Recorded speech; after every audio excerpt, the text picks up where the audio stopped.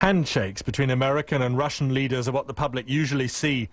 Relations have recently been reset to stress cooperation. But according to secret US cables revealed by WikiLeaks and released by The Guardian tonight, the United States and its NATO allies agreed earlier this year to expand their defense planning against possible Russian invasion. It was the site of Russian tanks in Georgia during the 2008 invasion which really rattled those NATO countries who'd been part of the Soviet Warsaw Pact until the collapse of communism 20 years ago. And it's the tiny Baltic states of Latvia, Lithuania and Estonia which feel especially vulnerable to Russian pressure. Joining NATO gave them the guarantee of alliance protection, but it's only this year they got a specific plan. One cable from Hillary Clinton in January this year, marked secret, announces, on January the 22nd, NATO allies agreed in the Military Committee to expand the NATO contingency plan for Poland, Eagle Guardian, to include the defence and reinforcement of the Baltic states. But America's Secretary of State also makes clear the military plans are secret. A public discussion would also likely lead to an unnecessary increase in NATO-Russia tensions. So this was Hillary Clinton apparently ending quarrels with Russia last year. We want to reset our relationship. But now it looks as if suspicion is much more the order of the day.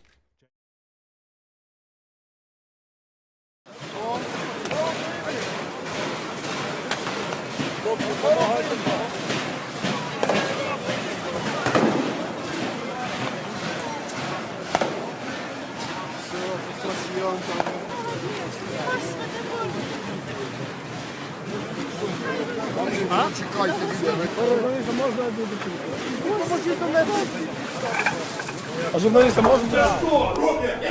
Руки за! Руки! Напал! Ребята, что? Да я никого не бью! Не бить, не трогать, стоять, не трогать, стоять, піднять, піднять. Заспокоївся. Заспокоївся. Доброго дня. Доброго дня. Товариш Клінчаєв. Слухай мене, скотіна. Значить так, ти зараз звернешся до всіх людей. Негайно звільнити обласну адміністрацію. Ти зараз, подонок, скажеш, щоб зняли російський прапор. Якщо ти цього не скажеш, я тобі гарантую мінімум 15 років тюрми. Поняв чи ні? Тому спокійно, заспокоївся, не пусти йому шию. Стань, не дьорайся. Ти вже надьорався на 15 років. Від твоєї поведінки залежить твоя подальша доля. Поняв чи ні? Я, блядь, можу живий звідси не вийти, але і ти не вийдеш. Я сказав, звертайся до людей, зняти російський прапор з Луганської обласної адміністрації і звільнити адміністрацію. Бистро. І зробай добре лицо, тебе бабок ніхто не дасть. Придурок.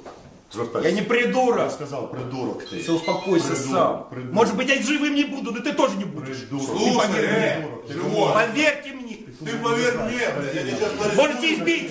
Бейте. Вешал прапор. Я сказал, снять прапор. Снимайте прапор. Российский. Российский. И повесить украинский.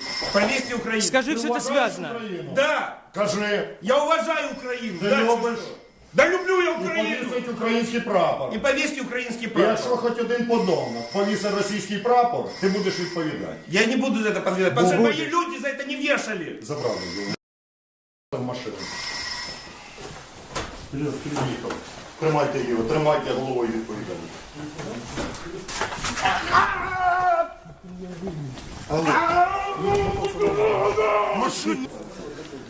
Вот так вот давать клятву Медведчуку, чем это заканчивается. Оце, блядь, буде отак кожному подонку, хто за розкол України. Это Оце произойдет кожен такое. подонок, який буде розколювати Україну, закінчить отак. Отак, блядь. Тримайте. Машину взяли, донесли. Донесли.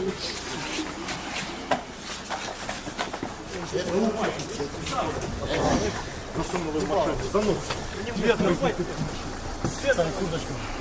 Двері закривають. Зрозумів, так?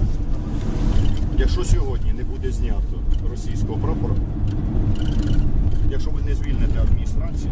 Я якраз думаю, що бажаючих записатися до українського війська чи до Національної гвардії на теренах великої України якраз буде більше. А знаєте чому? Бо тому що якщо буде війна, Якщо вторгнуться російські війська на материкову Україну, то в першу чергу вони будуть нищити, руйнувати саме області Великої України, Південно-Східної України. І тому я більш як переконаний, і точно це знаю, що багато молодих людей, і мужчин, і жінок, і дівчат, що саме з Великої України стануть отими добровольцями, які підуть до війська. Yarosh met JM1 in the downtown Kiev hotel, which he has transformed into his headquarters.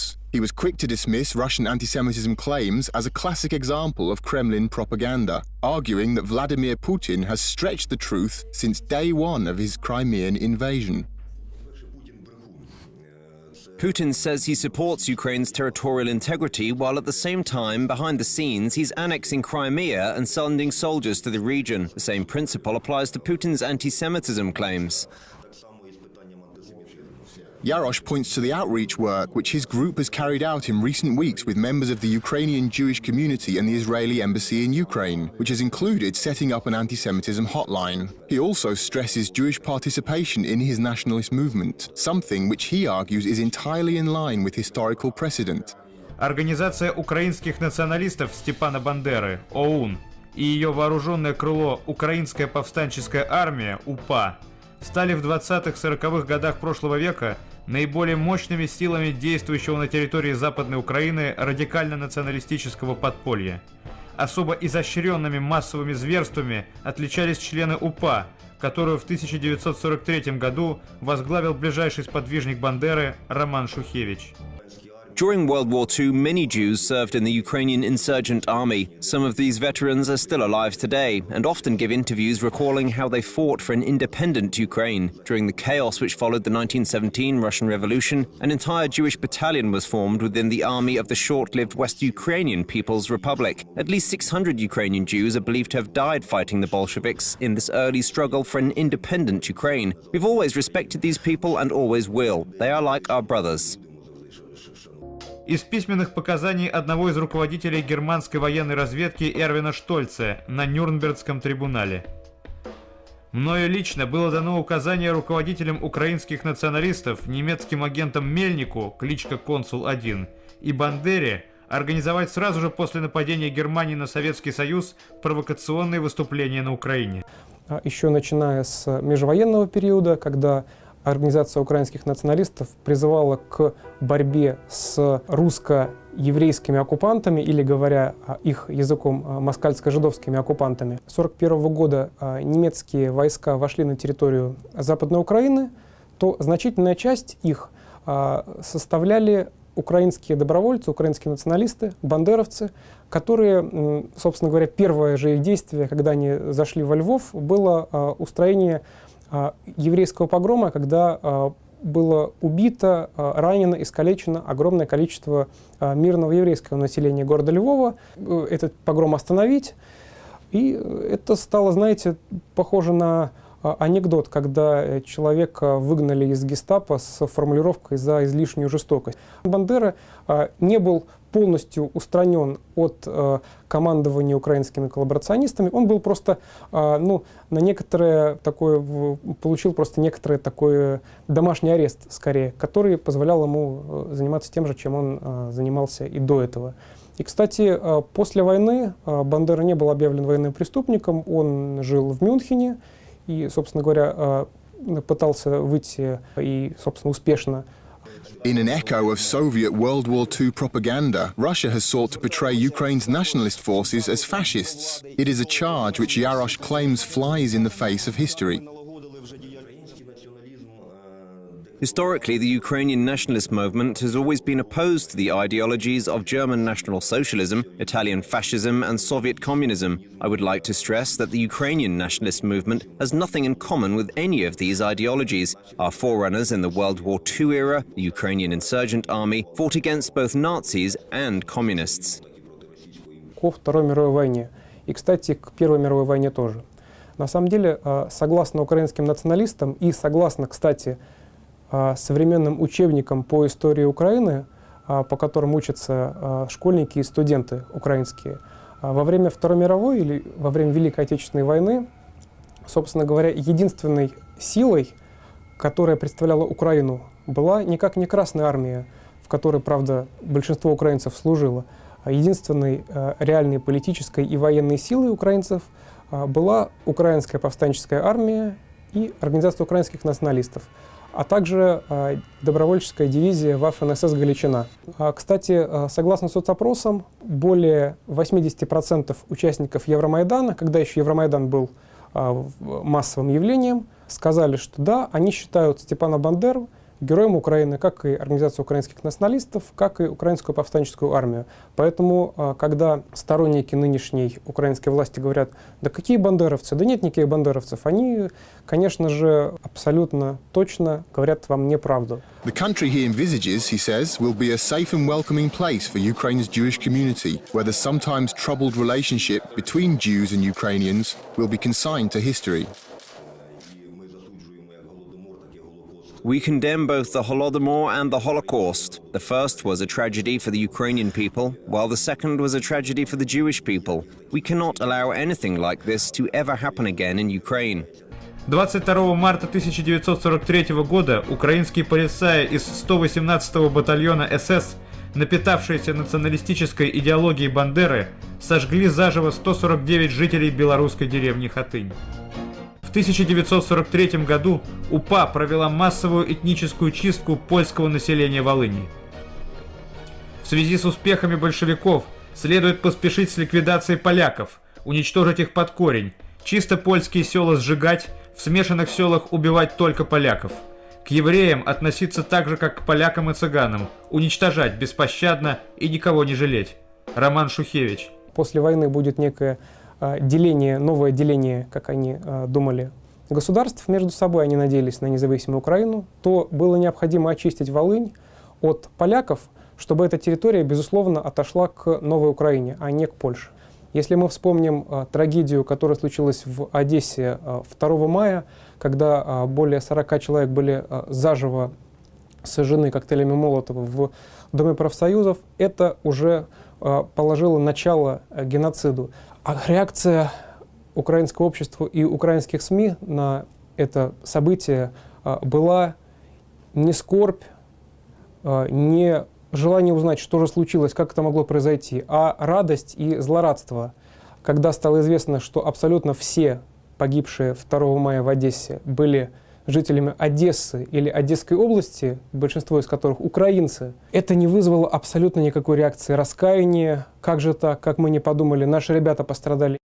Они виноваты в том, что они выступали за федерализацию Украины, они виноваты лишь в том, что они выступали за предоставление русскому языку статуса второго государственного, они виноваты лишь в том, что они препятствуют развитию украинского государства по националистическим лекалам.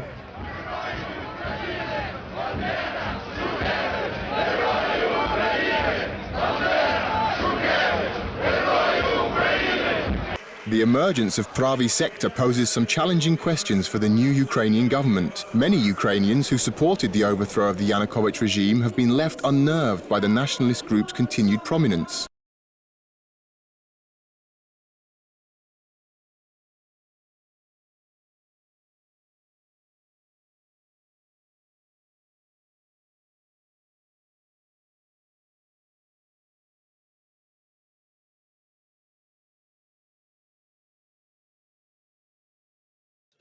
I wanted to ask, and thanks for the readout from Stefan, that the Secretary General, among the parliamentarians he met with, was the head of the Svoboda Party, OLEG TYAHNYBOK. But I wanted to know, I saw that he mentioned in the readout some discussion of danger of dialogue. Sort of, I wanted you to say, to address the following. Mr. TYAHNYBOK has been quoted in the past as saying that Ukraine was run by a, quote, Moscow Jewish mafia. And more recently, the Svoboda Party has filmed itself beating up TV news executives and put the video online. So many people see him as an extremist. And I wondered, did the Secretary General have any, was there any, what can we read into this meeting? Was he given the list in advance? Does he wish he hadn't met with them? Was he happy to have met with them? What can you say about this? I wouldn't have anything to add to the information that we provided over the weekend. Basically, as we pointed out, the Secretary General met with a list of people. We're capable of providing that list to those of you who are interested. This was a general meeting with a wide range of interlocutors. We don't have anything further beyond, like I said, what we've already provided. Did he know he was going to meet in advance? That's the only question I wanted to know. Was he did he know? I mean, that's what I wanted to. The phrase "I don't have anything to add to what right, but that's to what I've factual said" question. is exactly what it is. I have nothing to add. Yes. The Ukrainian boxer turned politician Vitaly Klitschko is out, and the chocolate king Petro Poroshenko is in. At a political convention Saturday, Klitschko announces he will not run in the upcoming presidential race, and instead, in the interests of Ukraine, to save her unity, I offer to support, as a unity candidate of the Democratic Forces for the presidential election, the candidacy of Petro Poroshenko. Poroshenko is a businessman who made his billions in the chocolate industry. He was an early and influential supporter of the Maidan revolt.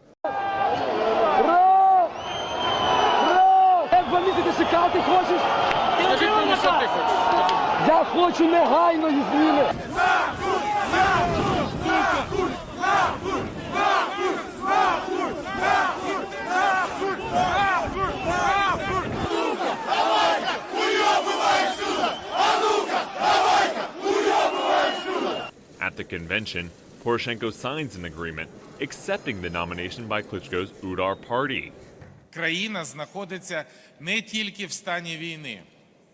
Our country is not only at war, our country is not only partially under occupation. Our country is facing gigantic risks and challenges that require very quick and efficient decisions to be taken. Our country needs unity.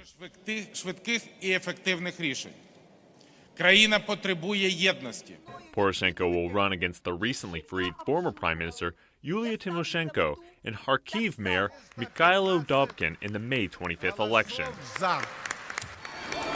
Yulia Tymoshenko, seen here, is set to be a contender for the Ukrainian presidency. A powerful speaker, the 53-year-old has served twice as Prime Minister of Ukraine, but narrowly lost out to recently ousted Viktor Yanukovych in a 2010 presidential election bid. In my opinion, our response in Crimea was not strong enough. If people chose to give me the presidency, I would never allow the aggressor to get even a centimetre of Ukrainian land without fighting. Crimea is Ukraine. Crimea is Ukrainian, and we will return it to us and release it from occupants. В сходах Українського дому у липні 2012 року Устим Голоднюк Івано-Франківської сотні. Слава! Депутата Ігоря Савія. Слава! Слава Україні!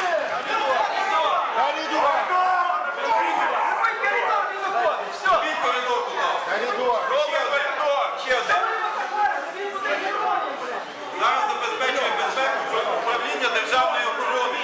Військовослужбовці виконують свої обов'язки згідно закону. Згідно закону.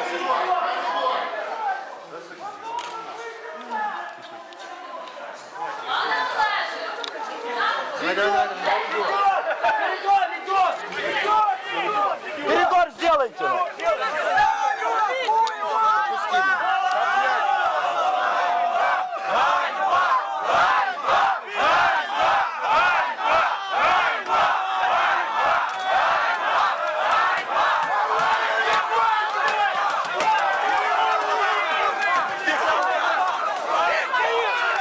Yet more violence in Ukraine. In the capital, Kiev, a pro-Russian presidential candidate is seen here being attacked by demonstrators. It happened early Tuesday morning as Oleg Sarov was leaving a TV station. He was pelted with eggs and physically beaten.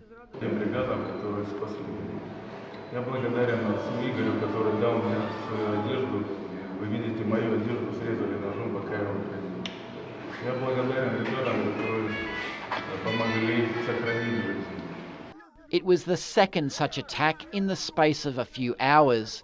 Another pro-Russian presidential hopeful, Mikhailo Dobkin, was sprayed with flour and green disinfectant Monday night. Ukraine's presidential election is May 25th.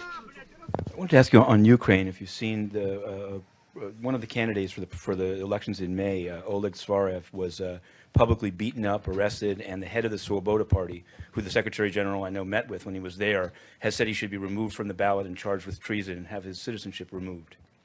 So I'm wondering what the comment of the Secretary is. These kinds of attacks, including the one on Mr. Tsarov, is strongly condemned by the Secretary General. I think the message of the Secretary General and the one you see in the report from the Office for the High Commissioner of Human Rights is one calling for inclusiveness in the political dialogue, for a space where people are able to express their opinion. I think regardless of people's political views, social or other views, everyone should be able to speak up freely and participate in the process. The report also mentions of the Swoboda Party the attack, the filmed beating up of a TV news executive. And I wonder, since that happened before the Secretary General met with the leader of the party, can you give a little color? Is this something the Secretary General raised when he met with the leader of Swoboda? I think the message that the Secretary General raised when he met with a number of political parties, it was not a one-on-one with a Swoboda representative, is what I've just said, is that Ukraine needs political inclusiveness, it needs an open dialogue where people are able to express themselves.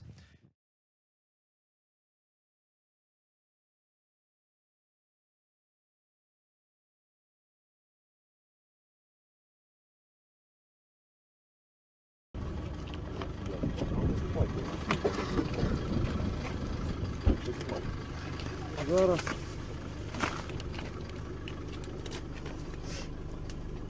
Наручники не знімайте. Ні, я кажу, познімайте. Для чого ви? Щоб вони не бачили. Ясно. Так положено. Ясно. Оце хто? Як фамілія? Вовк. Як? Вовк. Доброго дня. Доброго дня. Як фамілія? Звати? Ігор.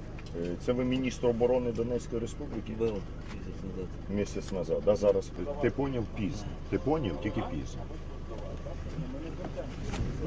А про вас взагалі не. Тримайте того потім.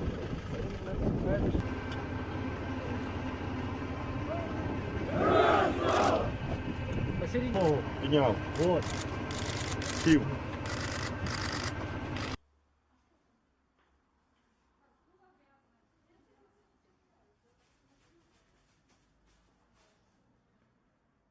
Сообщение за Турчинов и Яценюк. Я хочу передать господам так называемым Турчинову, Яценюку, Тимошенко и Порошенко. Пусть убирают свои грязные кровавые лапы от наших областей. Никогда в жизни их власть не будет укреплена на нашей земле. А что считается сейчас, что в будущем за Украину как страна? Да нету ее. Страна умерла 2 мая в городе Одессе. В городе Одессе. Больше этой страны не будет никогда целой. Ее разорвали много лет назад. Эта хунта, которая пришла к власти, сделала последний выстрел в голову. В конце концов, самой себе и всей Украине. Здорово. Ты где? Там же? Там же. Как дела? Хорошо. Там неприятное случилось большая? Там один еврей... Еврей один погиб из Днепропетровской еврейской общины. Так что там случилось? Ну, еврей погиб один из Днепропетровской еврейской общины. Вот я сейчас в синагоге. Что он там делал? Ну, не важно, что делал. Сказали, за твою голову теперь дают, блядь, большие деньги. За мою? $1 миллион. За твою, да. Причем сказали, будут искать везде. Ну, просто сказал, что ты я хотел тебя... Ты сиди, наверное, в Москве никуда не езжай. Игорь, я тебе хочу сказать такую штуку. Вот есть... Да. В Африке есть такие... Завтра будут твоих людей отлавливать тут. В Африке есть такой яд. Слушай, мне похуй, что есть в Африке, ты мне вот эти майсы не рассказывай. Я тебе рассказываю, что в синагоге в преддверии шаббата была молитва. Помолились за убитого этого товарища Шлемкевича, еврея, которого убили в Мариуполе, блядь. Так вот. И сказали, что виноват во всем Царев, блядь. И завтра первыми, блядь, будут искать всех твои близкие, блядь. Ты скажи, что мы не уебывали отсюда лучше. Потому что мы их будем вешать прямо на площади, блядь. Понятно. Я говорю, знаешь, ты скажи еще Маркова, чтобы он сюда не ехал. Но в Украину. Ни при каких условиях. Алло. Вот, не звони. Что?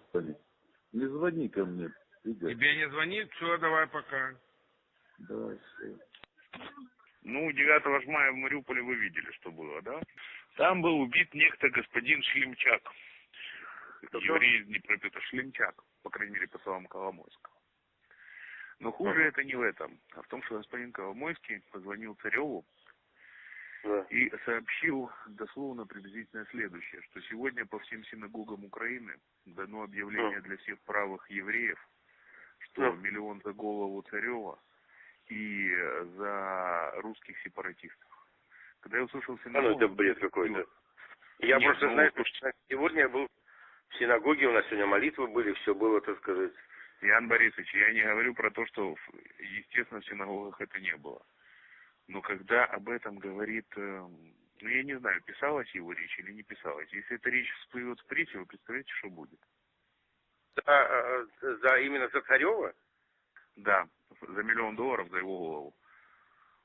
И что завтра начнут вешать его семью, его родственников. Слушайте, я дословно, вот, знаете, Олег, кто угодно, но он никогда не врет. И он мне прислал это ночью, причем он был в большом шоке. И мне это уже подтвердил даже человек, который был рядом с ним и слышал этот разговор. Ужас. Нет, я вообще не понимаю, как можно евреи, это евреи вообще, так сказать, никогда себе не должны ничего подобного допускать в принципе. И ему лично звонил? Да. Но он и любит. Он Маркову тут недавно звонил, рассказывал, как его будут в Одессе жечь, если он прилетит. У него развлечения, я не знаю, мне такое ощущение, что он с ума сошел, честно скажу.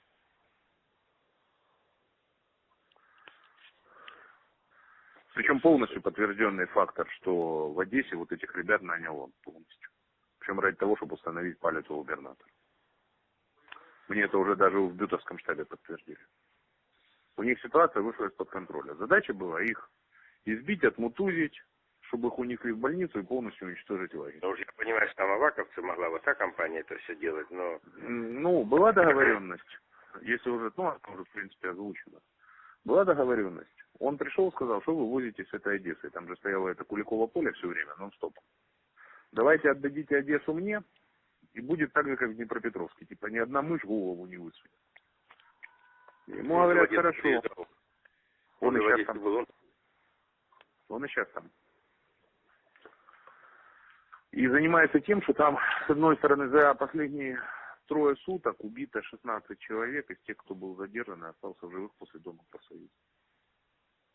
2 зарезали под домом, ну и так далее. Ну, будет у нас, я думаю, что будет второе нацистская Германия на территории небольшого куска Украины. Геня, мультимиллиардер и хозяин этой территории. Да. Они с нами.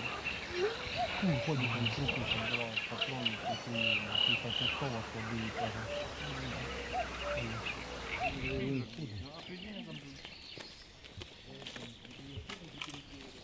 So what kind of operations have your group taken part in so far? Уничтожение незаконных блокпостов, то есть мы их разрушаем, людей забираем, сдаем в милицию. И здесь мы работаем совместно с милицейским батальоном. You can see why they've picked this spot. It's really, really remote. It's very far away from sort of built-up towns or anyone looking to possibly find out where these guys are basing themselves.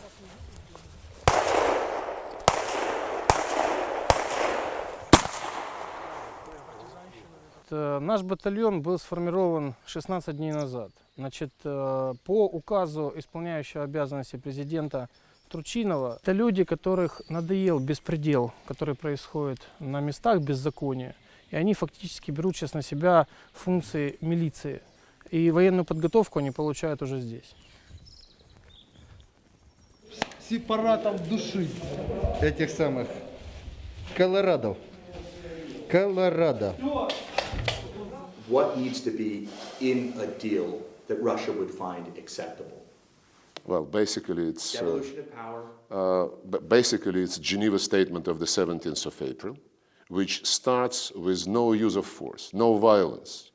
And no violence means that all the sides, not just the East and the South, as Victoria Nuland tried to present after we met in Geneva, that this entire statement is about East and the South, which is distortion. Right. No violence means, first of all, the end of this anti-terrorist operation.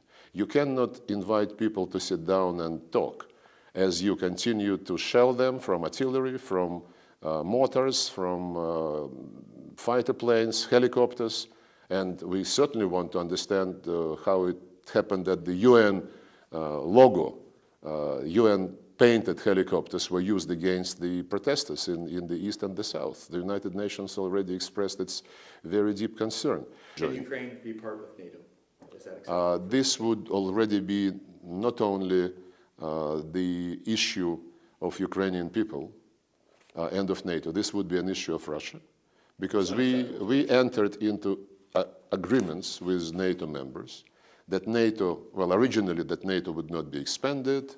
Then when NATO was expanded contrary to the commitments, that there would be no substantial combat forces on the territory of new members, no military infrastructure would be moved to the Russian borders. All this was, violated one way or another, and the attempts to draw Ukraine into NATO would be very negative for the entire system of European security, and we would be categorically against it. I have nothing to hide. Actually, if it's good you raise this issue.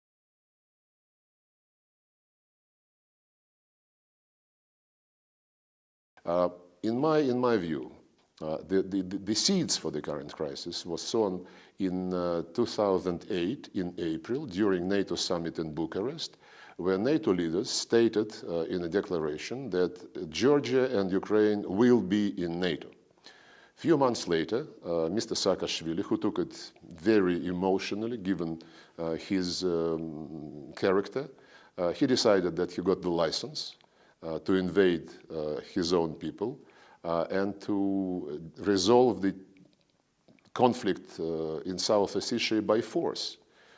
He was certainly motivated by this NATO promise. President Putin not too long ago mentioned the term New Russia, which is an empirical term that refers to a part of what is today Ukraine. So is what was part of the Russian Empire, does that give Russia a right to lay claim to it? He said Novorossiya, which is the term of medieval ages, like Malorossia, Novorossiya. It's a historical term. But President Putin also said that God only knows why the Soviet authorities transferred parts of eastern Ukraine that were Russia to Ukraine. But this is a statement.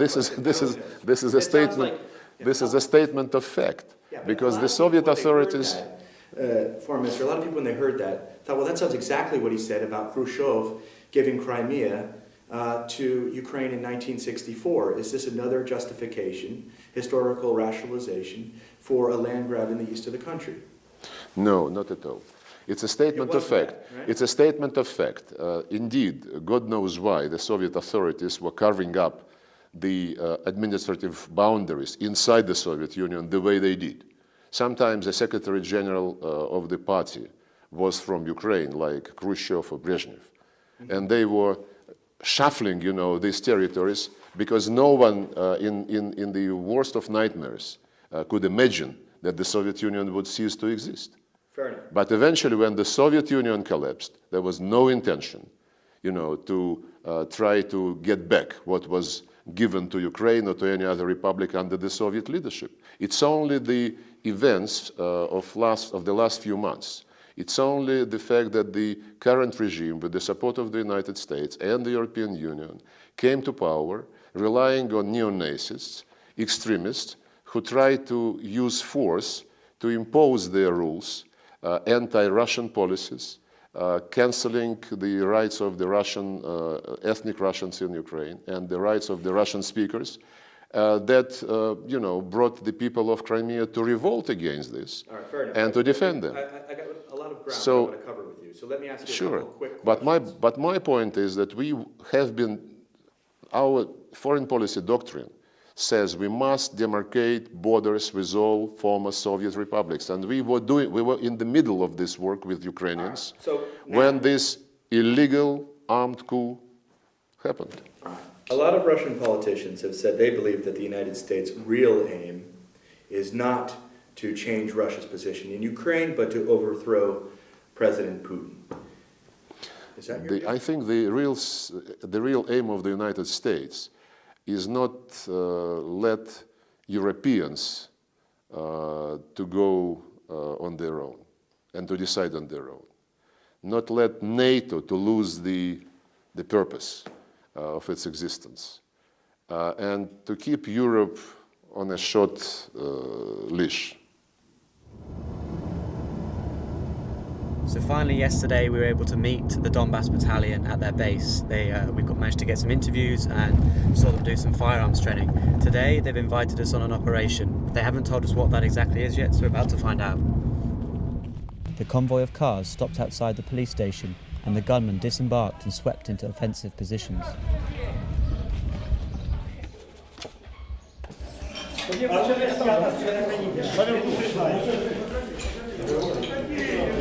Бойся, оружие снято с предохранителя. Руки вверх. Ложись на пол, быстро! Где начальник милиции? Девушки, кто старше?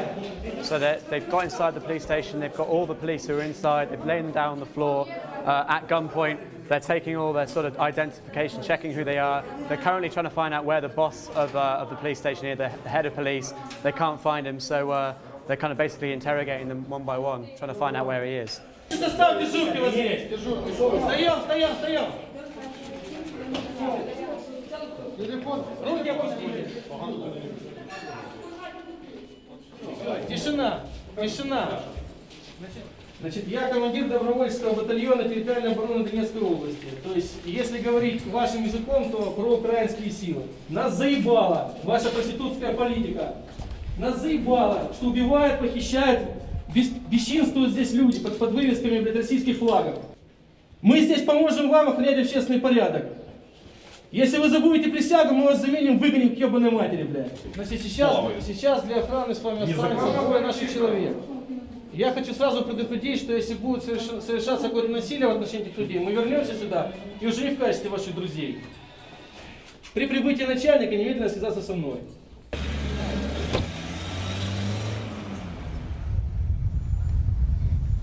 This is the local administration building, so the local government council, if you will, and the Donetsk People's Republic flag is flying next to the Donbass region flag.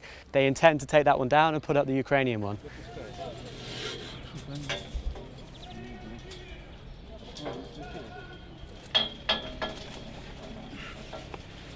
Аппараты чёртовы,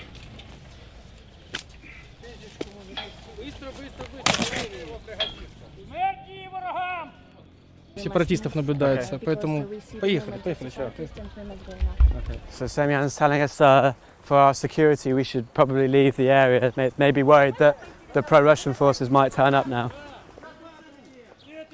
With the presidential elections coming up in the next few days, it's likely that Semyon and his men will be called upon to further assist the Ukrainian military in making sure it goes ahead. А что вы считаете здесь? Нормальный? Посмотрите на это так. Повреждения. Что это нормально или... Война как война. Как на войне. Что вы хотели? Это война? Это война. Это Ну, война. вы сейчас Я уже еду, купила у меня там продукты? родители. Родители. Я везу родителям продукты. А жизнь продолжает, но... Куда деваться? Ну куда деваться?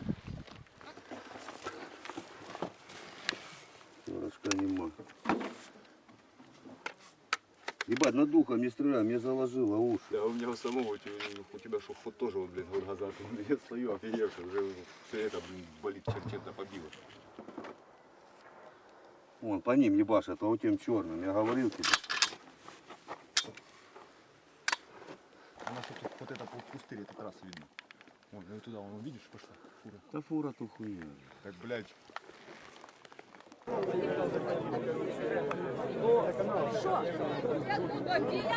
Да никто не будет бомбить.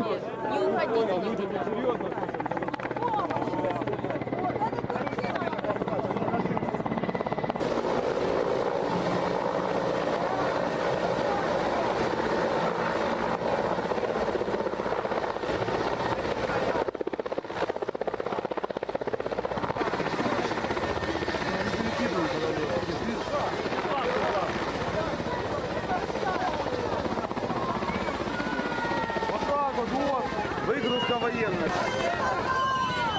Фашисты! Фашисты! Фашисты! Фашисты! Фашисты! Фашисты! Фашисты! Фашисты!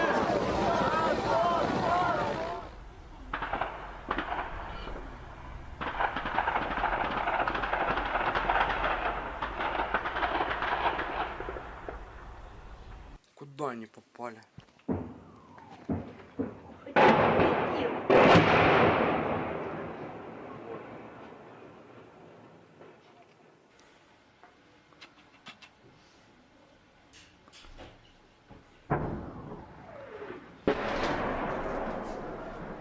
Ого, вон, Юля. Юля, одевай ребенка быстро, реально. Одета?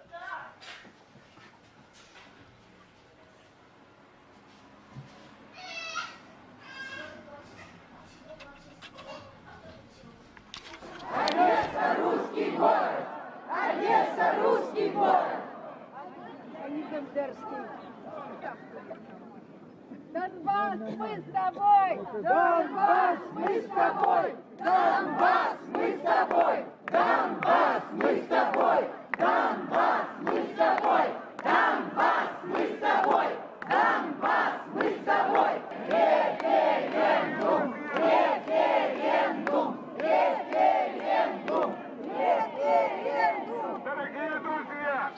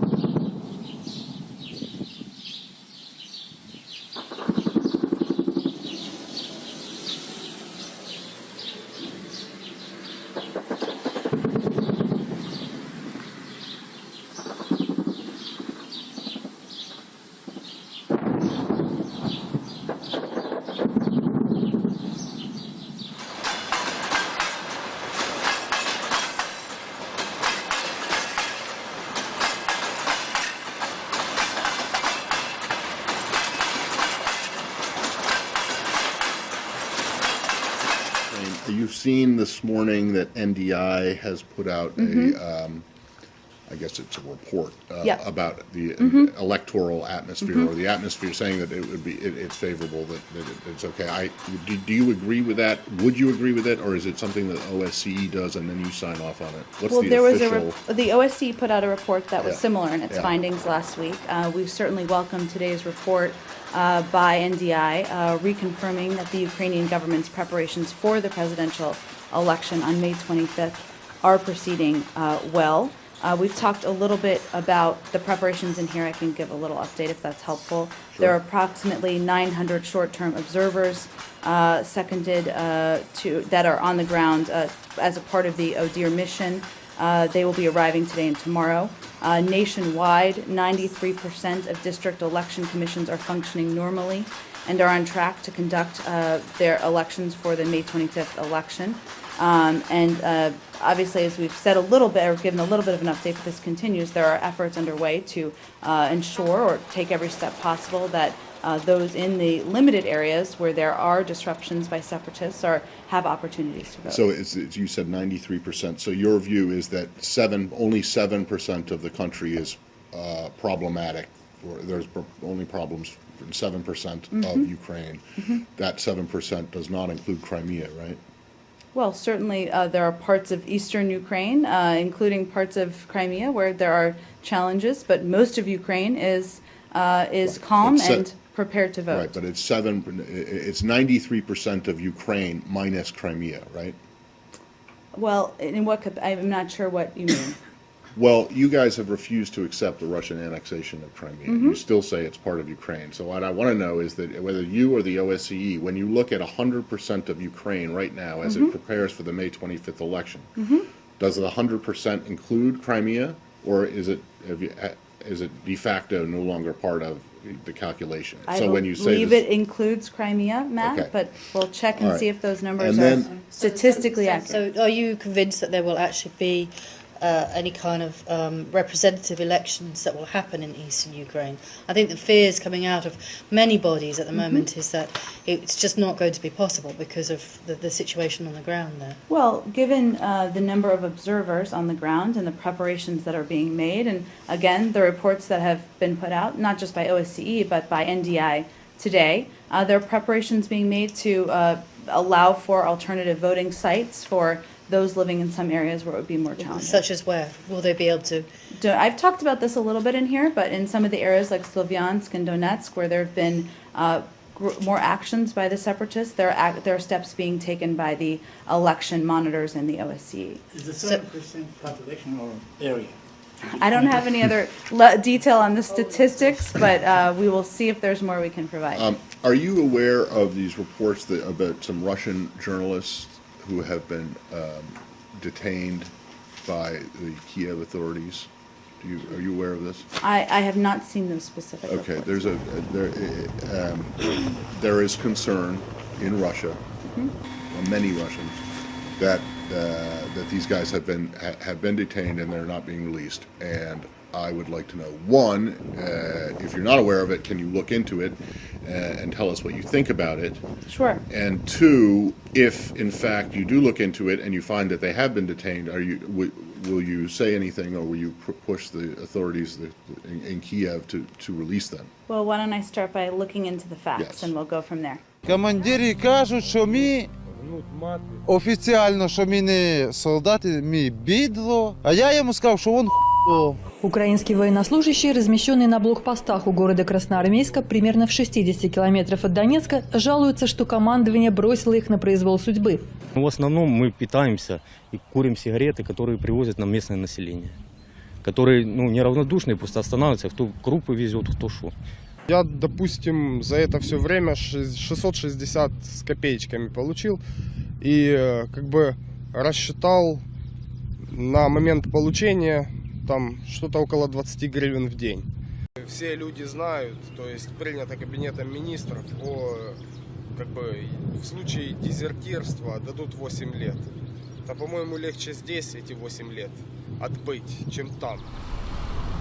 I'm back in the Donetsk region, and the checkpoint behind me is Ukrainian. They took it over from pro-Russia separatists about a week ago because what they're trying to do is encircle Slavyansk, which is where the pro-Russia forces are concentrated. But now that they're here, they're pretty much in enemy territory, and this is turning into something that looks a lot more like war.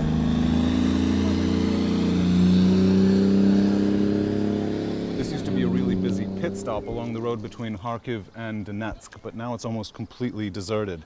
This market, gas station, used to be full of people. Здравствуйте. Мы с Америки. Америка, так вот слушайте правду русского мужика. Говорите. Кто такой Донбасс? Ближе подойдите. Фу. Донбасс — это царские степи. Екатерина сюда гнала каторжников. Сталин гнал расконвоированных сюда. Подайте шахты, заводы, все. Тут работяги. Хватит нас обдирать. Хватит нас. Садок от вас берут, туда в карманы ложат. А вы, блядь, как суки, получается, бытлы получают. Как можно корову доить и не кормить, а? Они хотят, а теперь хотят корову взять. Корова начала брекаться, хотят корову поставить на колени и даже доить. А вот это не видели они, а? Бандеры, а? А вы за то, чтобы Донбасс стал частью России? Так, только так. Иначе они нас задавят. Сколько нас качать можно, а?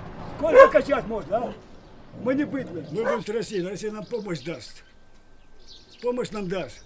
Они нам помощи не дадут. Уничтожили всю промышленность, уничтожили все. Как им можно верить этим подлецам, а? А почему тут так мало народу? Здесь обычно много было людей раньше. Тут только что бой был. Опять же, и утром, ночью был бой капитально. Бух постояло, понимаешь ты? This is the second to last checkpoint before the positions of the pro-Russia separatists begin. And it was taken from them just about a week ago. It was around the time of the referendum. There was a pretty fierce battle here. You can see all of the damage. This is actually usually a traffic police station in peacetime, but right now there's fighting going on here every day pretty much.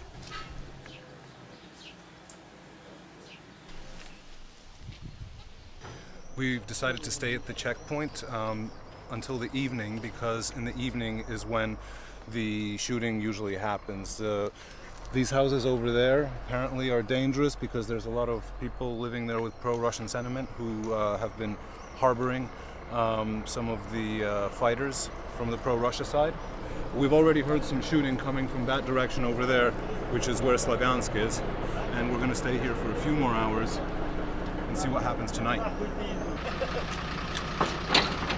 The Ukrainian forces stationed here check pretty much every vehicle that comes through. They check documents and they look through the trunk to try to see if there are weapons or if there are any separatists who are trying to scope out the situation further into Ukraine-controlled territory.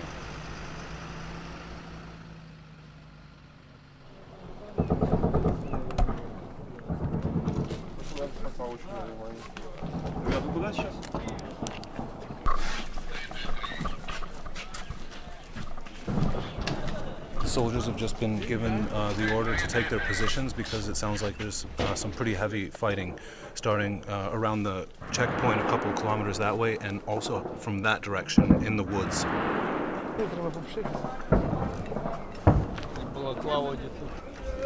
Ukraine wants to hold a presidential election this weekend, and in eastern Ukraine, this is what's happening here. It's hard to believe they're going to be able to pull it off under these circumstances.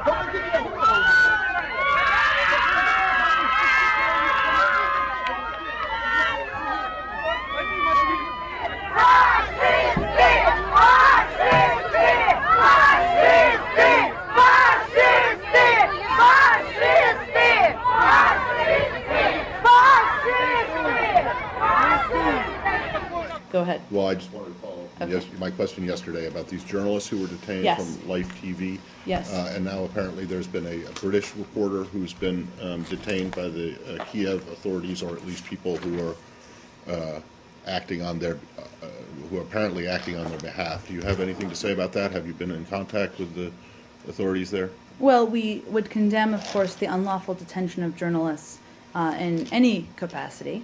I will say on the specific, I don't have any details on the new report of the British journalists, so I'll have to look into that, Matt, for you. But the question you asked yesterday, the Ukrainian security services, according to reports, detained a number of individuals who were in possession of fake journalist credentials issued by the non-existent Donetsk People's Republic. Reportedly, they were carrying man-portable anti-aircraft missiles in the trunks of their cars at the time of their detention. So I haven't looked in your trunk lately, but I think it's unlikely you have those in there. Certainly that raises some questions about these individuals and whether they were actually journalists. So you're saying that these guys who were detained from the Life TV had man pads in the trunk of their car, or and that you know that? These are according to reports and our conversations with Ukrainians on the ground. Okay, and then just one more thing on this. You said that they were in possession of fake press journalist credentials from the so-called People's whatever, from where? What was it? The Donetsk People's Republic. Okay. Is that necessary? Non-existent Donetsk People's Republic. Well, self-proclaimed. But you guys do Crimea. You know, you don't accept that either. But is that in itself a reason for a reasonable reason to detain someone, that they had press credentials from some? I mean, you know, a lot of times in areas of conflict, people have press credentials that are written out by, you know, the neighborhood militia, who you guys wouldn't consider to be a legitimate authority. I mean, I think, Matt, it's the weapons. It's relevant information, and obviously I'd refer you to the government of Ukraine on more details on these individuals and why they were detained. But do you rule out the possibility that it's the reporting that they do and the outlet that they're affiliated with that's what got them detained? Well, I think the information I just outlined, including the fact that they were apparently carrying man-portable aircraft missiles in their trunk, I think is relevant information to consider. So, some of you asked yesterday, I acquired a few more statistics that I thought might be useful in terms of the preparations for the elections. Of the 213 district election commissions nationwide, according to the Central Election Commission today, 11 district election commissions in Donetsk and Luhansk have closed, where pro-Russia militants are threatening local election workers, raiding election offices, and stealing election equipment. But even in Donetsk and Luhansk, this means 23 of 34 district election commissions are functioning despite the difficult environment. In addition, the Ukrainian government has established, and that number 213, of course, does not include Crimea, to Matt's question yesterday. The Ukrainian government has established alternative voting arrangements for residents of Crimea and the town of Slovyansk to allow individuals to cast their vote. 18 мая мы были задержаны военными украинской армии. Понимаем, что мы нарушили закон этого государства о пребывании иностранных граждан на его территории, так как скрыли истинную цель своего визита. Стрингер Грэм Филлипс был задержан при переезде из Мариуполя в Славянск на блокпосту людьми, которые, по его словам, когда мы последний раз с ним связывались, представились людьми из Национальной гвардии и попросили у него документы. Вот. После этого с ним связь была утеряна. Мы до сих пор не можем выйти с Грэмом на связь, и мы крайне переживаем о том, что с ним могло случиться. Это еще более волнительно после той ситуации, которую мы наблюдали с корреспондентами телеканала Life News, которые были также задержаны представителями Национальной гвардии в брутальной манере, не побоюсь этого слова. И вообще, конечно, меня вся ситуация начинает напоминать опасный абсурд. Нашему корреспонденту были предъявлены обвинения в том, что он подозревается в шпионаже. Ukraine. Yeah, yesterday I asked you about these detained journalists, including the two Russians and the Brit. And there was some skepticism or some questions that you raised yesterday about whether they were actually journalists. Wondering if you have made a determination, or if you've been told that the Ukrainians have made a determination, and on what, I don't know, what their status is, and whether you would call on the Ukrainians, if they in fact did nothing wrong, to use their influence, or if you would use your influence with the Ukrainians to get them released in the same way that you have asked the Russians to use their influence with separatists in the East. Well, I said this yesterday, but it's worth repeating. We would condemn any unlawful detention of journalists and call on all sides to allow legitimate journalists to conduct their work free from interference. I don't have any new updates from what I shared yesterday about the circumstances surrounding these individuals and what they may have been carrying with them. But we would call on Ukrainian authorities to investigate these incidents, to release these people if they're legitimate journalists and not involved in illegal activities. I don't have any update on that, but that certainly is what we are encouraging them to do. Okay. And that applies to all three of them, the two Russians And the British journalist you asked about yesterday. And do you have any? Have you gotten?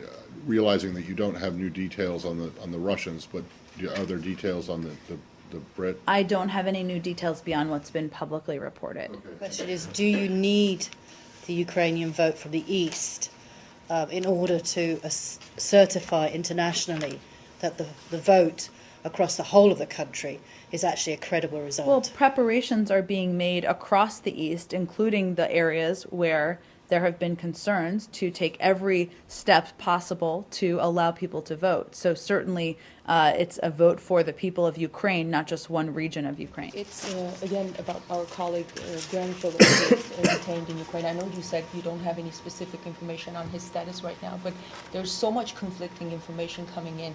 The Interior Ministry from Kiev, the Interior Ministry says Graham is with the Defense Ministry. The Defense Ministry says Graham is at the British consulate, where he's apparently not. And from what you were saying yesterday, it appears that you take everything Kiev says at face value. I'm wondering if you're really trying to verify any of the information. That's actually not what I said yesterday, but I think I just reiterated the fact that let me answer your question, that we call on Ukrainian authorities to investigate these incidents and to release these people if they are legitimate journalists and not involved in illegal activities. And certainly they're the appropriate, as the government of the country, they're the appropriate entity to do just that. So we'll continue to encourage them to do that.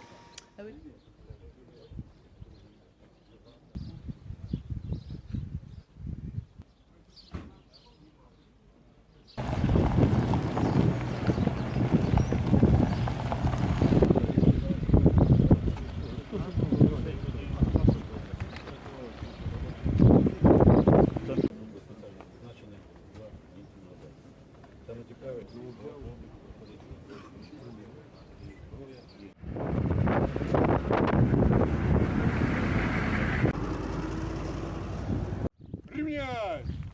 Только рівняй до середини. Здравствуйте, товарищи.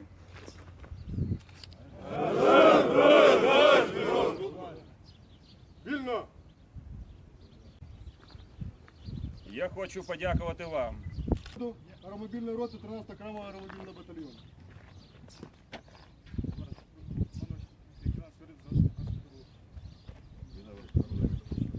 Качука Ігора Дмитровича.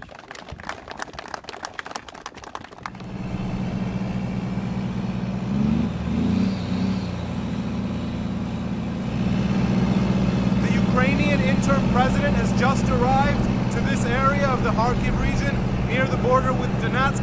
He's got this escort of APCs and he's in a cottage below right now having discussions with his generals and his interior minister about how to conduct the operation in eastern Ukraine. Вы ставите перед собой такую цель, чтобы граждане в захваченных территориях Донецке и в Луганске смогли на своих участках проголосовать уже в воскресенье? Я хочу сказати, що військові, керівники спеціальних служб і структур готові до фінальної стадії антитерористичної операції. У нас є переконання, що найближчим часом ми зможемо очистити від терористів і Донецьку, і Луганську область.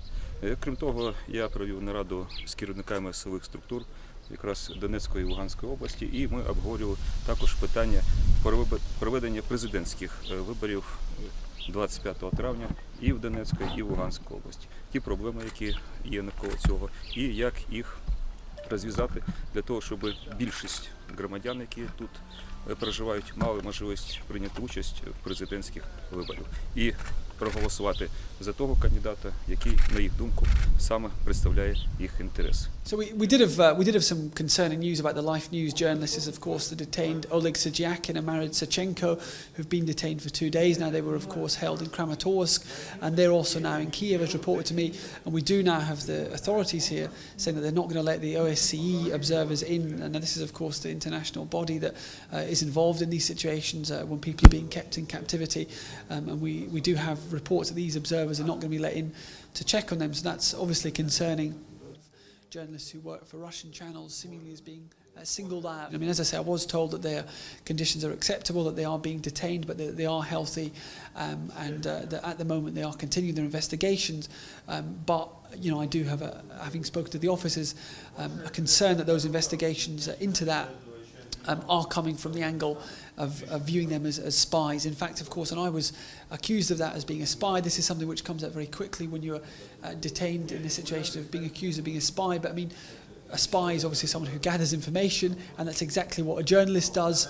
And so to brand a journalist with a spy stamp is a very disingenuous and it's a very wrong way to justify the detention of people who are journalists, as in the case of my Life News colleagues. So let's hope that they're released soon.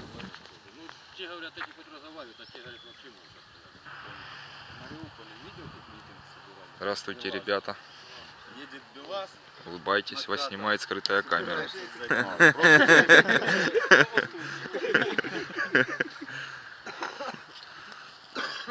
Так что тут, там, понимаете, ну реально среди, как говорят, российские оккупанты, ну почему-то российских оккупантов, так называемых, встречают с хлебом солью, а вас, видите, блокируют. Получается, вы у нас оккупант.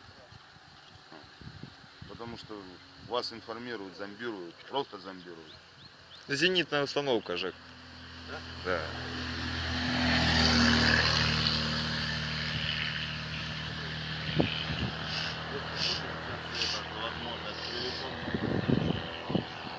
Да, им надо организовать, чтобы они глянули. Вы посмотрели эти новости, запишите, сейчас мы это организуем, и посмотрите, где правда, и сколько таких, как вы, просто жалко, почему бульдозером яму. Мясо бросают вас как мясо бросают. Зомбируют нас.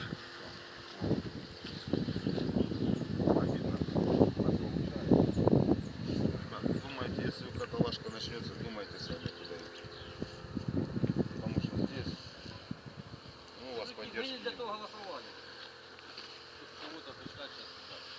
У нас рассказали, что у нас был референдум под автомат. А получается у нас выборы президента под автоматами. Никто не идет. И сейчас люди бросают.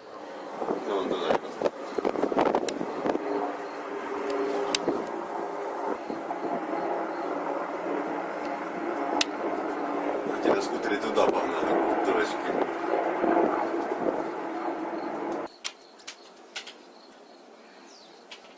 О, ебать, что огонь, бачишь. Горит. Ого, а что это такое? Подбили что-то, наверное, или ПТР. Ой-ой-ой. Ой, мама. Да, хорош тебе переживать. Так... Може вертушка что сбросила, тоже ж хрен я знаю. Це снаряди пішли рибатися, наверное. Ага, тот пішов на обратный заход. Сейчас и той разворачиваться буде. Вон, бачиш, правда, посадка идет.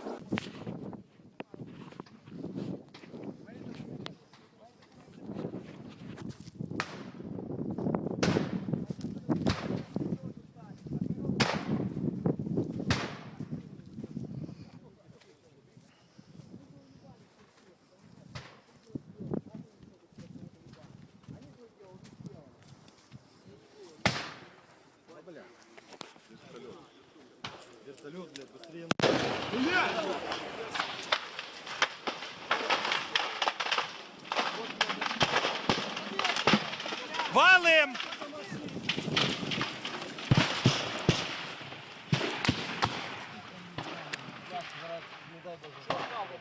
Сука, там встречают вертолет, нахуй. Ёбаные, блядь, майоры, нахуй. Пидорасы, блядь. Да. Предупредили, надо, короче, так, покеру. Давай это сам. А тут пизда. Тут пизда. Да, давай перезберем. Так, давай так. Где ты там? Давай, чушь, где? Давай, где мы с тобой? Так, человек, и посадку.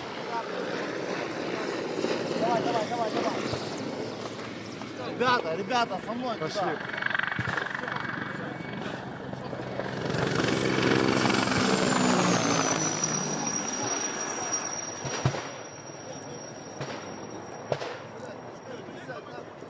Командир! Кто командир? Командир! Иди, блин! Кто командир?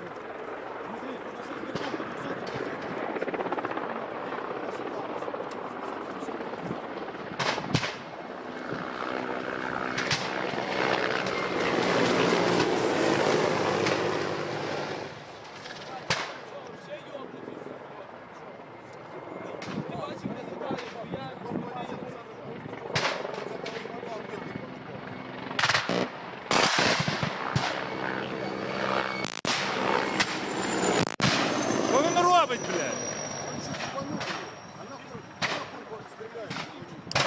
Це, блядь, наші? Ну а кто? Це що, наші, блядь? Блядь, може це не наші? Йобаний насос.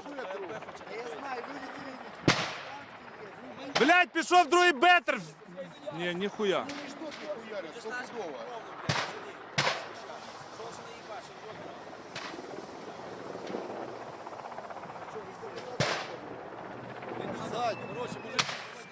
Пошли отсюда бегом куда.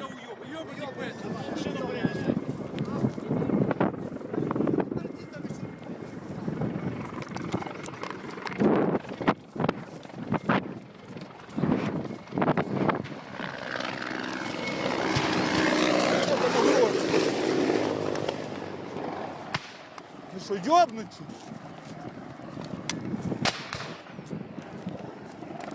Да, блядь, ты долбоёб!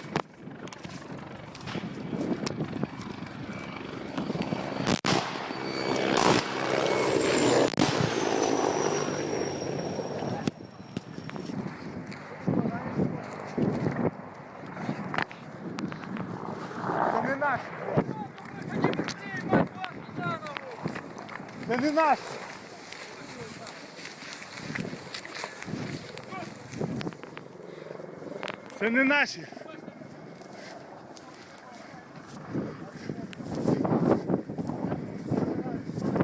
Тихо, он опять заходит. Сука! На!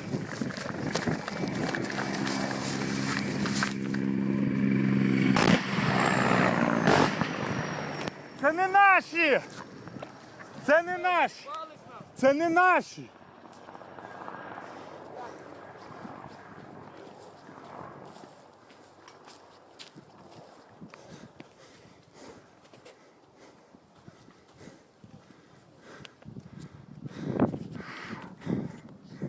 Господи Боже, милостивий.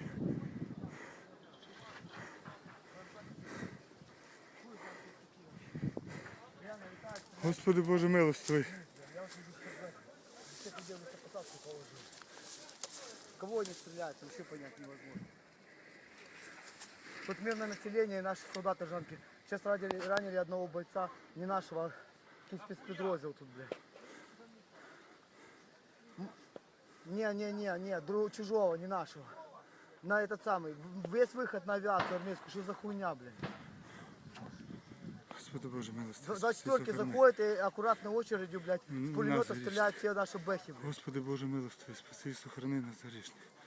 Господи Боже, милостивий, спаси і сохрани нас грішних. 24-ки стреляют, наши, не знаю. Прилетело 2 24-ки, одна Ми-8. Они заходят вдоль лесопосадки и аккуратно стреляют по нашему блокпосту, который там уже одни трупы. Господи помилуй. И мы тужили пожарниками, там БМП. Прилетели вертолеты, думали Ми-8 забирать этих 200-х, блядь. Они заходят и стреляют. Я, блядь, все путем на посадке, блядь, лежат. Надо выйти на армейскую авиацию. Кто такие вообще? Какого хрена они стреляют? Ми-24. Нихуя себе. Прикол. Я все знімаю. Ты видел, да? Я все знімаю, я знімав цих. Зніміть мене теж. Блядь, тут разбито все. Блядь, БМД горит. Да. Бля, и все, их тут разбили всех наглухо. Да, глянь, тут вообще, прикинь. Пацаны пообгоравшие лежат. Пацаны пообгоравшие лежат, прикинь.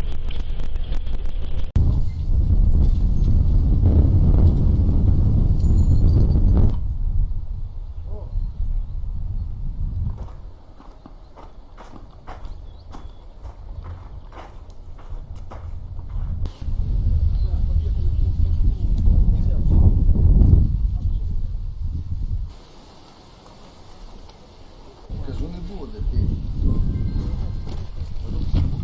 Він знає. Страшно це говорити. Моїх 3 друга лежить, я їх зараз не можу забрати. Вони дають, щоб познімали всі. Комбата витягнув, півголови не мав комбата. Йому 27 років.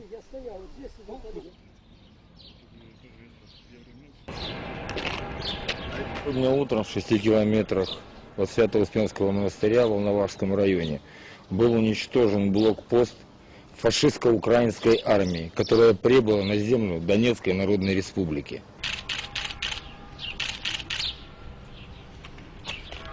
Они даже не умудрились его обслужить.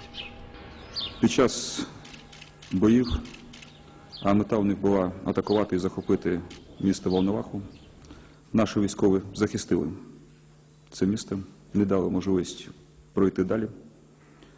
Але, на превеликий жаль, під мінометним вогнем, під вогнем з гранатометів, з важкої автоматичної зброї загинули за Україну наші хлопці військові. 13 чоловік віддали життя за Україну. Всех отправить. И последний БТР, боевая машина, пособирать.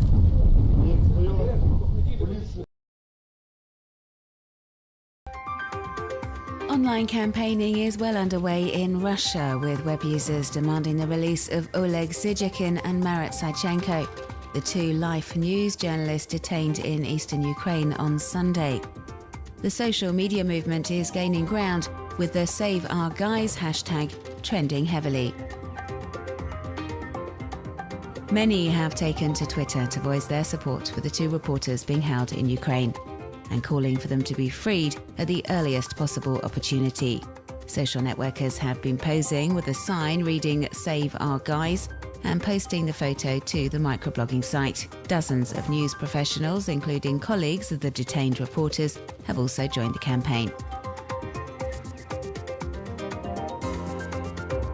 But although the arrest has been widely condemned by Russian web users, the Ukrainian authorities insist it was more than justified.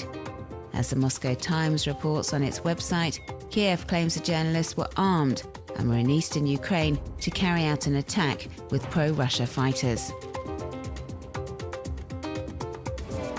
Allegations soon shot down by their employer, which has released this short video showing the men at work. The video aims to prove they are indeed journalists, and the Ukrainian authorities have no reason to detain them.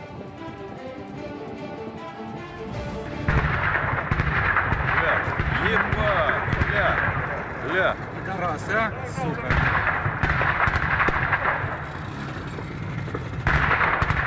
Снайпера снимают, бля, пытаются.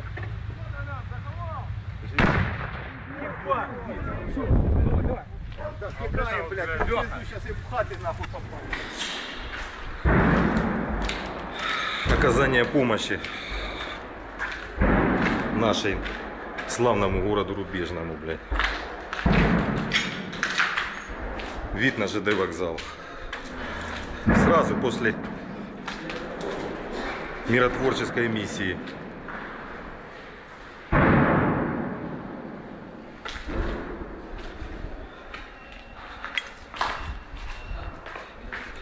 30 миллиметров. БМП-1. Вот, выходишь, сразу на подоконник. Да я, ох, нихера себя, и это что такое? Ё. Последствия обстрела. Украинская армия защищала город Рубежное, блядь. Вот кабинет. Отверстие. Вот попадание от пуль. Да и вот. Да снять надо. Дело в том, что после свежака надо снимать, потому что потом эти ж будут рассказывать, а надо, блядь, свидетельство оказания помощи, блядь, Украинской освободительной армии, городу Рубежному. Последствия. Что здесь? Добрый день.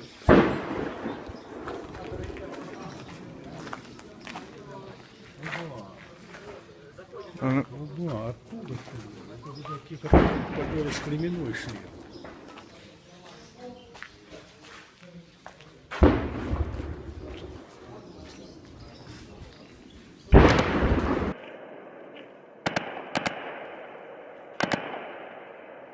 Что ты говорил? Смертник.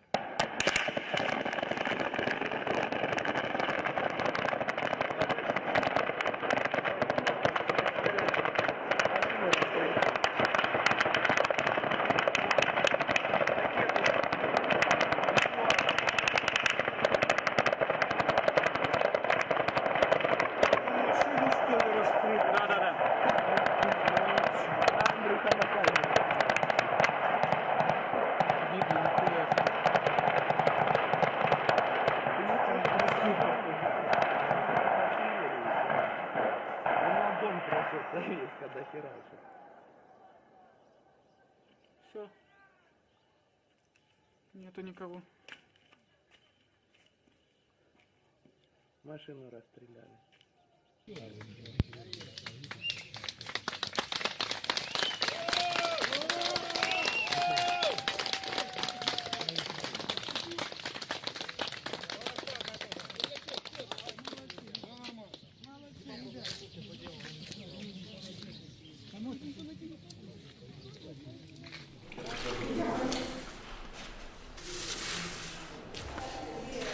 This is a polling station in Velika Novosilka. The significance of this polling station is that it's in the Donetsk region.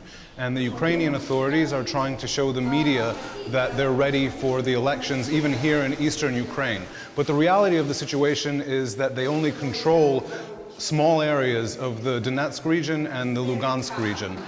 Just 50 kilometers from here, a Ukrainian checkpoint was attacked a few hours ago. At least 11 people were killed by pro-Russia separatists. And elections officials throughout the region are being kidnapped. Some of them are still missing. Electoral paperwork is being taken. So when the president says that the country is ready for the elections in East Ukraine, that's not the whole story.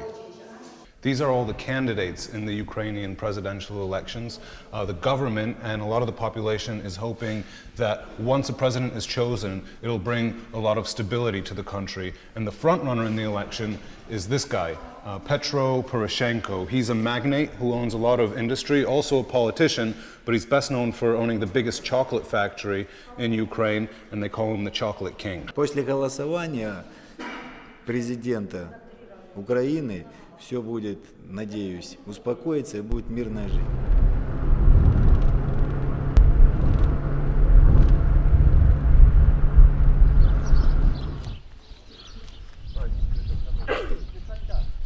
This is a base of the Donbass battalion. The interesting thing about this battalion is that it didn't exist before the crisis. It's made up of volunteers who don't think that the army is doing enough to quell the separatist crisis in eastern Ukraine. It's thanks to these guys that they're going to be able to carry out the presidential elections, at least in this area of the Donetsk region. Благодаря вам в этом районе Донецкой области смогли или смогут провести выборы. Это так? Я вам скажу, что благодаря нам, в тех районах, в которых мы появляемся, мы не даем распространяться сепаратизму.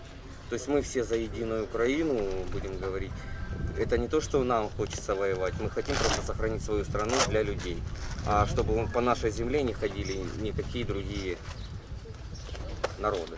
These guys are volunteers who banded together to show that there are Ukrainians who don't support Russia in the east of Ukraine, and they've been involved in a couple of operations taking over administration buildings in this area. Henry Langston actually filmed them taking over a police station a couple of days ago. А в день выборов вы будете выполнять охрану участков избирательных или? Я не могу вам сказать.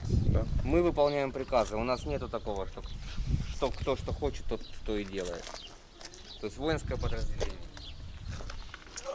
А вы сейчас как часть внутренних дел министерства, получается? Мы сейчас как патриоты Украины.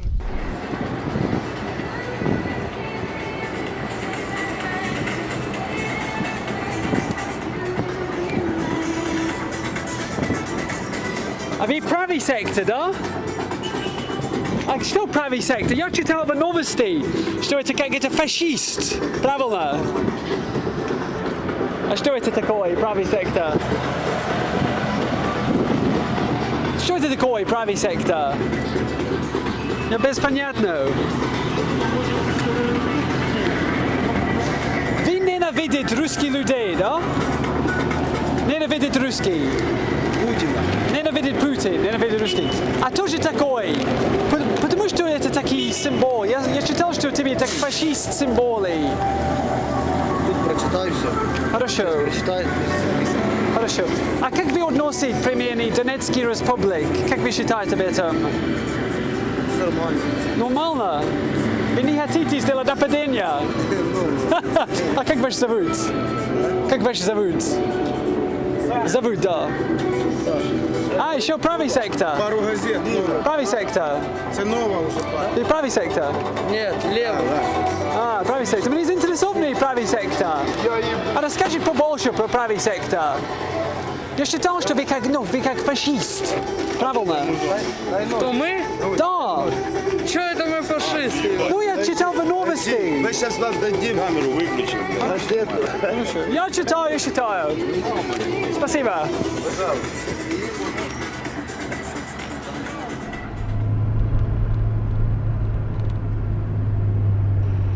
We've pulled over because we saw a convoy, a Ukrainian military convoy heading down the road. They're headed to the areas that are north of the Slaviansk and Lugansk regions where the separatists are based. Президенту Российской Федерации Владимиру Путину, руководство Луганской Народной Республики обращается к вам с просьбой ввести миротворческие войска на территорию Луганской Народной Республики. Российская Федерация в лице ее официальных представителей и Народно-братской России признала и поддержала проведение референдума о создании независимой республики на территории бывшей Луганской области, жители которой воспользовались естественным правом народа на самоопределение.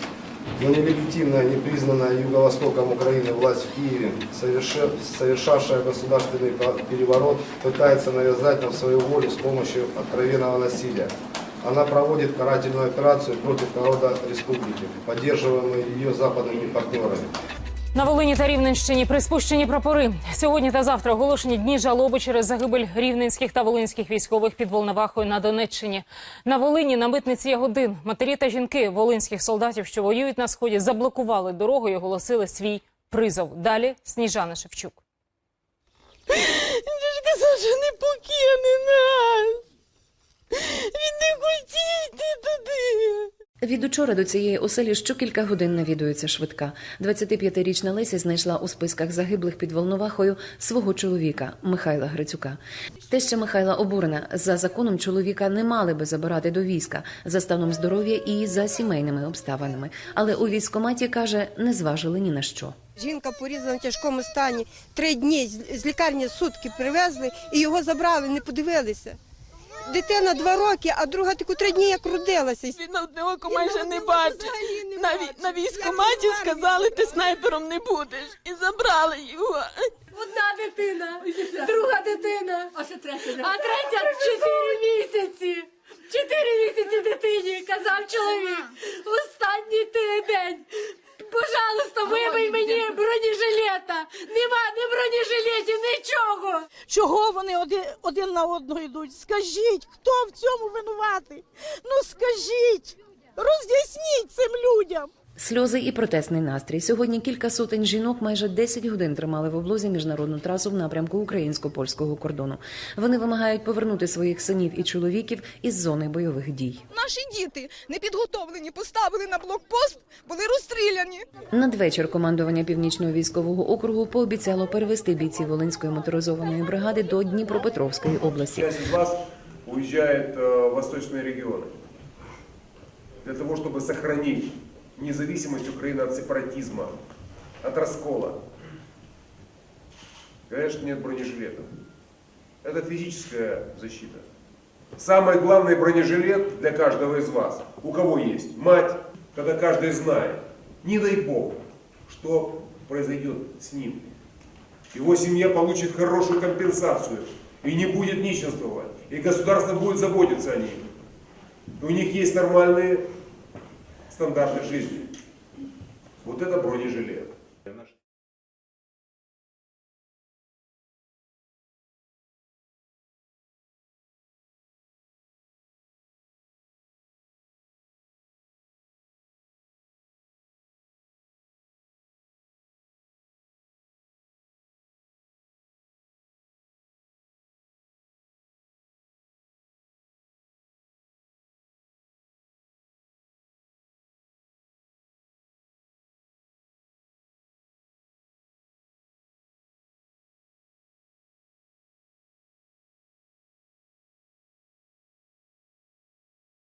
Just 2 days before the presidential elections in Ukraine, gunfight takes place just 10 kilometers away from Donetsk. We're currently in the village of Karlovka, where the fighting took place. Locals are very nervous, so they asked us to move a little bit away from the checkpoint where the fighting took place. It's very hard to understand what's going on here, but as far as we can see, separatists' checkpoint was attacked by unknown people in black uniforms. Fighting took place at least for 2 hours. There was gunfire, there were grenade launches, and we see at least 2 dead bodies at the spot. It's very hard to clarify what's going on, but what is clear, that atmosphere here in Donetsk region is becoming more and more tense and more nervous. Город Славянск, поселок Семеновка, война по расписанию.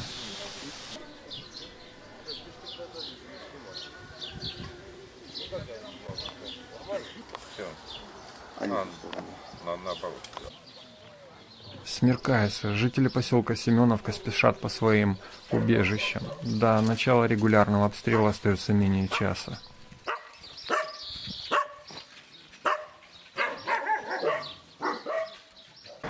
Через блокпост прошел один из последних автомобилей этим вечером. В любой момент может начаться артобстрел. Украинские войска открывают огонь без предупреждения, даже в тот момент, когда через блокпосты в районе Семеновки на трассе Харьков-Ростов проходят автомобили гражданского населения. Трассера пойдут, смотри, фотографируй. Еще не перепуганы. Уже сбоку стреляют, уже можно. Да. Аккуратнее. Смотри в больницу, если что, оттаскивай сразу.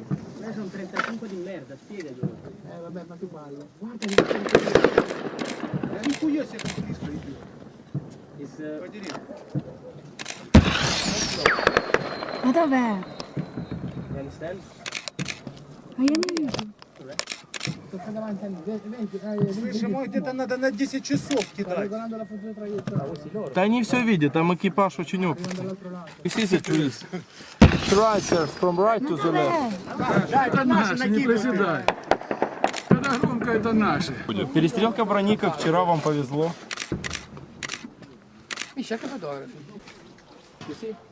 Смотрите на поле. Выстрел. Где? Вон пошел дым. Смотри, за баррикадой, видишь? Это мина упала. Красный. Да.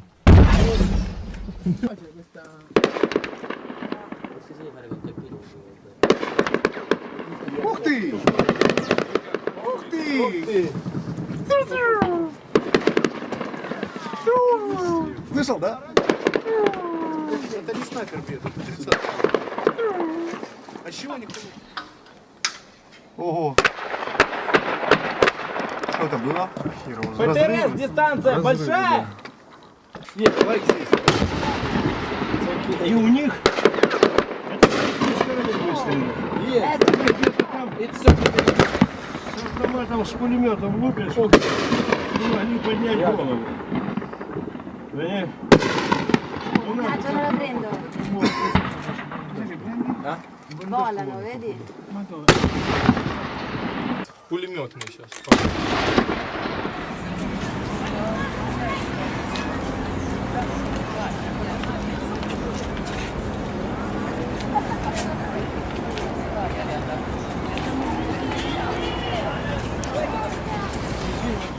Explain his role in Maidan and the Maidan Square Revolution and his work as an activist. Роль Дмитра Яроша не була аж настільки велика, як показують засоби масової інформації. Я просто робив те, що мав робити. Я координував діяльність революційно налаштованої молоді в першу чергу, ну і формував правий сектор. And so right now he has a battalion that is in the eastern part of Ukraine. So explaining the situation in the east. Справа в тому, що правий сектор не є воєнізованим формуванням. Ми політична партія, яку вчора зареєструвало Міністерство юстиції. Але при тому всьому ми допомагаємо державі, державним силовим структурам у формуванні батальйонів територіальної оборони, спецпідрозділів МВС тощо. So what exactly is your group doing in the east? Ці батальйони територіальної оборони беруть участь в активних діях. Сьогодні пройшла інформація по батальйону Донбас. Наші бійці виконують поставлені завдання силовими структурами державними. Крім того, ми збираємо розвідувальну інформацію, передаємо її знов-таки ж Службі безпеки України і військовій розвідці. Do you think that many of the deaths that have occurred within the Ukrainian military that is in the east, is that at the fault of the Ukrainian government not preparing them well enough to go there and to defend Ukraine? На мою думку, можна уникнути великих втрат, якщо буде покращена координація в рамках антитерористичної операції, координація між силовими структурами. Поки що ми бачимо, що вчорашні події під Волновахою, сьогоднішні під Карлівкою говорять про протилежне. Тобто антитерористичний центр неефективно проводить цю операцію. So you're running for the president of Ukraine. What platform are you running on? What are the steps you would like to take as president of Ukraine if elected? В першу чергу, в зв'язку з тою складною ситуацією, яка склалася у нас в Україні, ми виступаємо за припинення російської агресії. Відповідно, зараз найголовнішим питанням для українського суспільства є відновлення обороноздатності нашої держави. Right now, Poroshenko is in the lead according to the polls. What are your views on Mr. Poroshenko?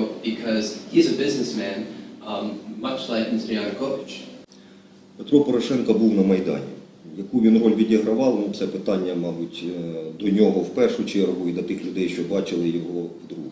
The people of Maidan currently that are living there right now and occupying the people that are left, if they are not happy with the outcome of the election, what will happen? Ми не виключаємо, що буде третій етап революції, тому що будь-хто, хто не прийшов би зараз до влади, якщо він не буде йти по тому курсу, який визначив Майдан, він буде скинутий. And then finally, how important is the relationship with the United States? We've seen that President Obama is encouraging sanctions on Russia because he is a friend of Ukraine. So how important is that relationship? Ми вдячні пану Обамі за таку підтримку. Ми розраховуємо на збільшення наших стосунків між Сполученими Штатами і Україною.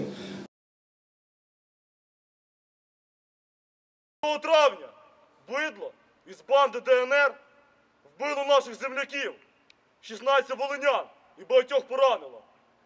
Ми хочемо нагадати, саме у нас на Волині зародилася українська повстанська армія, ті, кого ви називаєте бандерівцями. Ви говорите, що ми там у вас воюємо на сході України? Будьте певні, поки що там мало наших товаришів. Але тепер ми їдемо до вас, і ви будете давати відповідь на наші незручні питання. Ми спитаємо за кожного пораненого і вбитого волинянина. Чекайте в гості.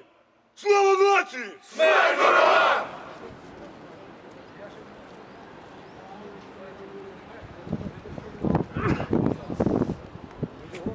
А кто это? Это герой. А почему? Они отстаивали права нашего народа на этой земле и погибли. Хорошо. Их милиция. Милиция, да. Милиция. Милиция герой, точно. Не милиция герой. Милиция. Не милиция герой. Милиция их начала бить, Ну, они стреляли милиция там? Нет, они не стреляли в милицию. стреляли, они были Они мирные. Они мирные, да? Нет, значит, ну если вы первый раз здесь, да, не знаете. Да, ну, не очень. История этой, что было. Просто правительство провело, когда люди мирно вышли сюда на протест, когда Янукович отказался от вступления в Евросоюз. Да, да, да. Ну, приказ из... Ну, они погибли, это понятно. А сейчас жизнь в Украине лучше, чем это было, да? Смотрите, как может быть сразу лучше, если такая обстановка, если, ну, как бы революция произошла, а многие это остались на своих местах, вот. И когда это переменится? Да, когда многое, ну, пока понятно. что изменений нет. А почему, если я чуть-чуть запутанный, если Евромайдан закончил, почему так еще бардак на Крещатик? Вот я вам объясняю, потому что власть еще старая осталась. И еще они не делают пока лучше. Народ ждет, когда станет лучше, дают им шанс. Спасибо. Если они не сделают лучше, тогда... Тоже вигнут? Да. Еще Майдан? Да. Спасибо. While parts of this country are preparing to go to the polls, others are preparing for action. These are the men of the Azov battalion. Pro-Ukrainian paramilitaries, all volunteers, who've signed up to fight for a united Ukraine. We met them close to the southern border of the Donetsk region at a location we've agreed not to disclose. The majority of these men told us they are local, that they come from the south and the east.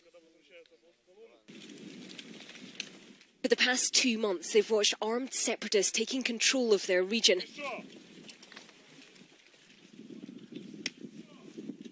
Now they're preparing to take it back. I don't want fight, but I need fight for my family, for my land. Are you afraid? Are you scared? Not, I'm not afraid. Most of these guys not afraid after the Maidan, after it's street fight that we live in, it's not afraid. They won't say where their weapons have come from or who is funding them, beyond that lots of patriots have donated to the cause. It's terrorists. Dimitri studied geophysics at university. He says he's a soldier now, and tomorrow's elections mean nothing to him. Training before, and now our revolution is not end.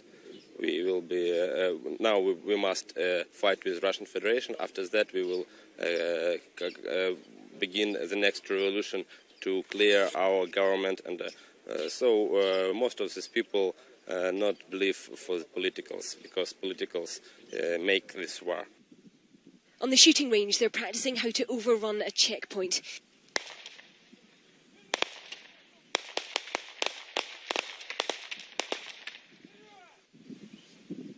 They know they're about to face these situations for real.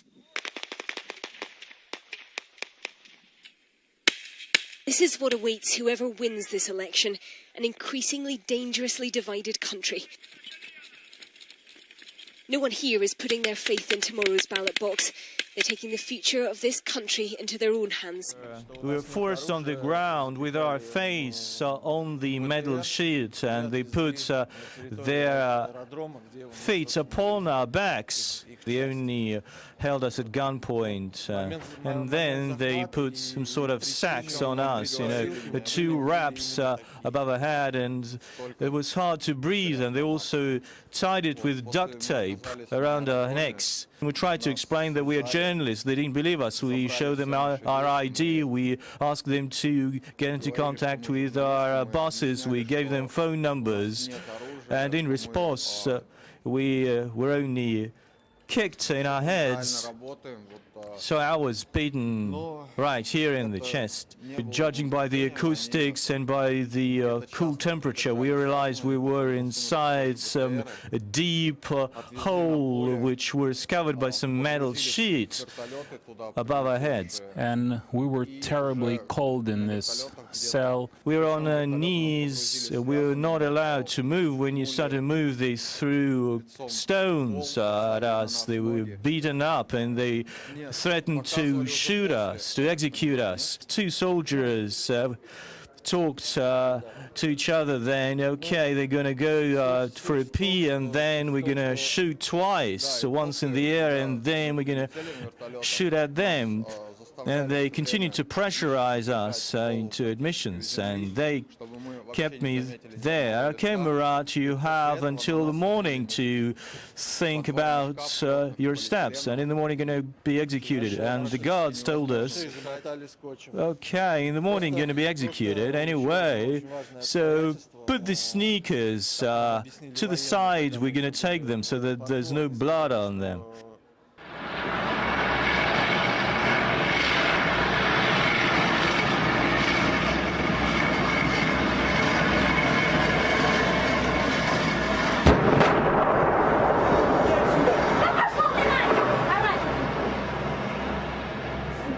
Уезжать, надо было вон туда,